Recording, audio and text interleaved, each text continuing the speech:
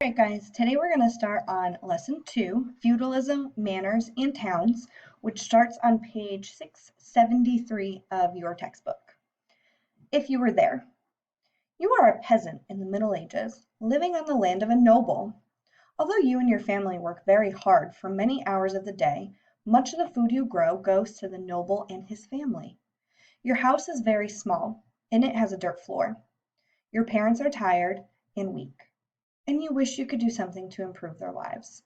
Is there any way you could change your life?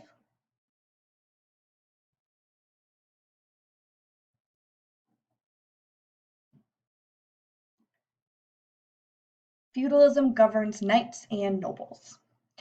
When the Vikings, Magyars, and Muslims began their raids in the 800s, the Frankish kings were unable to defend their empire. Their army was too slow to defend against the lightning-fast attacks of their enemies. Because nobles couldn't depend on protection from their kings, they had to defend their own lands. As a result, the power of nobles grew, and kings became less powerful. In fact, some nobles became as powerful as the kings themselves. Although these nobles remained loyal to the king, they ruled their lands as independent territories.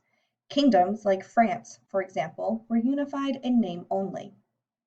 Knights and land. To defend their land, nobles needed soldiers. The best soldiers were knights, warriors who fought on horseback. However, knights needed weapons, armor, and horses. This equipment was expensive, and few people had money in the early Middle Ages. As a result, nobles gave knights fiefs, or parcels of land, instead of money for their military service. A noble who gave land to a knight in this way was called a lord.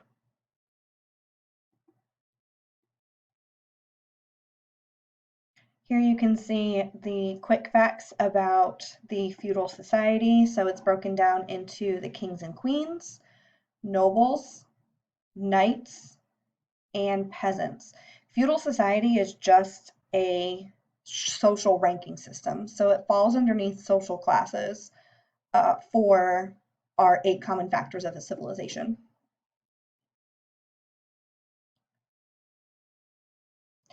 In return for the land, a knight promised to support the noble in battle or in other matters. A knight who promised to support a lord in exchange for land was called a vassal. The vassal swore that he would always remain loyal to his lord. Historians call this system of promises that govern the relationships between lords and vassals feudalism.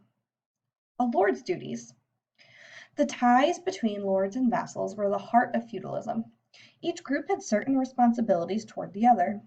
A lord had to send help to his vassals if an enemy attacked. In addition, he had to be fair toward his vassals. He couldn't cheat them or punish them for no reason. If a lord failed to do what he was supposed to, his vassals could break all ties with him.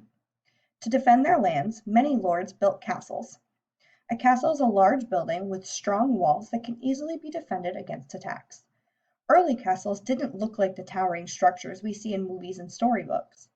These great castles were built much later in the Middle Ages. Most early castles were made of wood, not stone. Nevertheless, these castles provided security in times of war. A vassal's duties. When a lord went to war, he called on his vassals to fight with him. But fighting wasn't a vassal's only duty. For example, vassals had to give their lords money on special occasions, such as when a lord's son became a knight or when his daughter married. A vassal also had to give his lord food and shelter if he came to visit. If a vassal gained enough land, he could become a lord. In this way, a person might be both a lord and a vassal. A knight could also accept fiefs from 2 different lords and become a vassal to both. Feudal obligations could become complicated. So we're going to move on to feudalism spreads. Feudalism was created by the Franks. Before long, the system began to spread into other kingdoms. In the 1000s, Frankish knights introduced feudalism into northern Italy, Spain, and Germany. Feudalism then spread into Eastern Europe. Feudalism also reached Britain in the 1000s. It was brought there by a French noble named William, who was the Duke of Normandy, a region of northern France. In 1066, he decided to conquer England.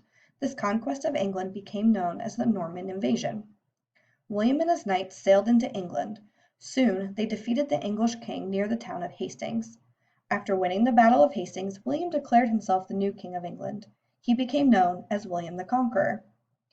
The impact of the Battle of Hastings and William's reign was enormous.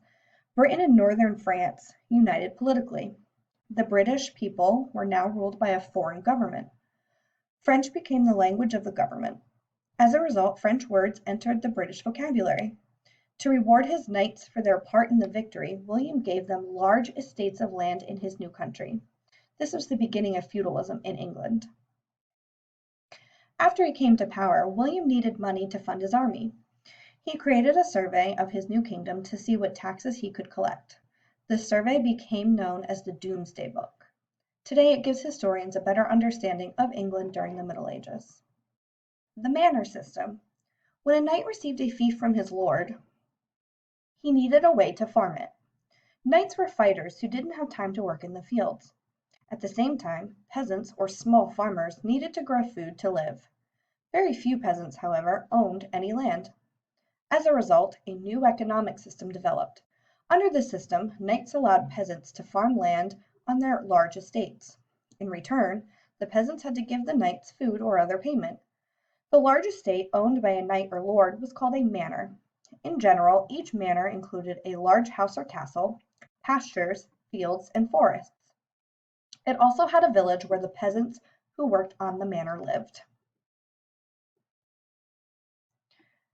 And here you can see this is what a manor might look like. So I'll pause it here for just a moment so you can take a look and read it.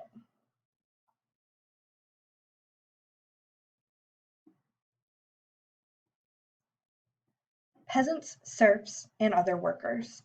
Most medieval lords kept about 1/4 to 1/3 of their land for their own use. The rest of the land was divided among peasants and serfs, workers who were tied to the land on which they lived. Although they weren't slaves, serfs weren't allowed to leave their land without the lord's permission. Serfs spent much of their time working in their lord's fields.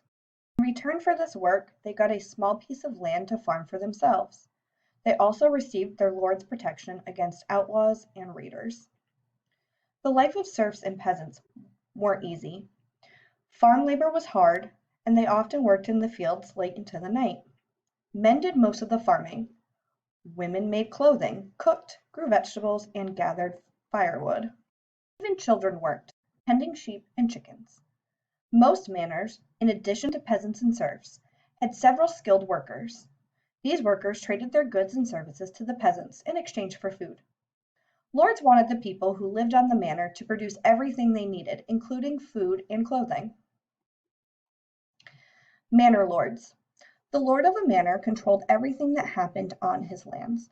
His word was law. The lord resolved any disputes that arose on the manor and punished people who misbehaved. He also collected taxes from the people who lived on his manor. As you would expect, manor lords and ladies lived more comfortably than other people in the manor. They had servants and large houses. Still, their lives weren't easy. Lords who survived diseases faced the possibility of being killed in war. Women of the Middle Ages. Regardless of their social class, women in the Middle Ages had fewer rights than men.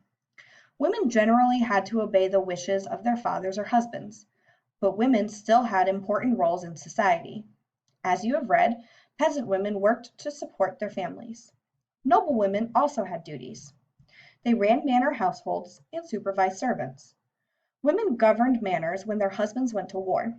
Some noblewomen, like the French woman Eleanor of Aquitaine, had great political power. Other women who wanted power and influence joined the most powerful of institutions, the Christian Church.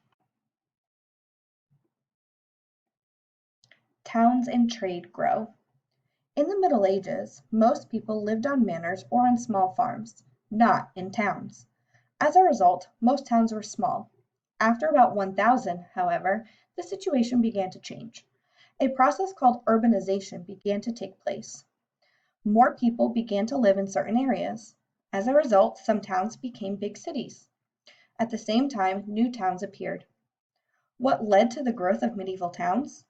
For one thing, Europe's population increased. partly because more food was available. New technology helped farmers produce larger harvests than ever before. Among these improvements was a heavier plow. With this plow, farmers could dig deeper into the soil, helping their plants to grow better. Another new device, the horse collar, allowed farmers to plow fields using horses. In times past, farmers had used oxen, which were strong but slow. With horses, farmers could tend larger fields, grow more food, and feed more people.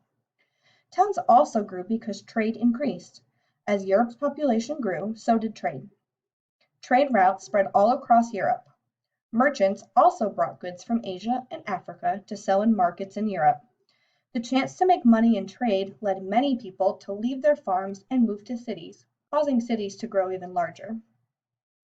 In time, the growth of trade led to the decline of feudalism. Knights began to demand money for their services instead of land. At the same time, serfs and peasants left their manors for towns, slowly weakening the manor system. The resulting growth of towns had several effects in medieval Europe. Workers began to focus on making or selling particular types of goods. This process is known as labor specialization. Over time, groups of specialized workers formed associations called guilds. For example, a town might have a baker's guild and a blacksmith guild. The guild system helped address changes in the economy. Often they dictated pricing for products and set standards for quality. Guilds also influenced town government to benefit the interests of their members. So as a recap, in this lesson, you learned about European feudalism and the social and economic relationships it created among people. In the next lesson, you will learn how European society changed after feudalism disappeared in the later Middle Ages. One major change was the growing importance of religion.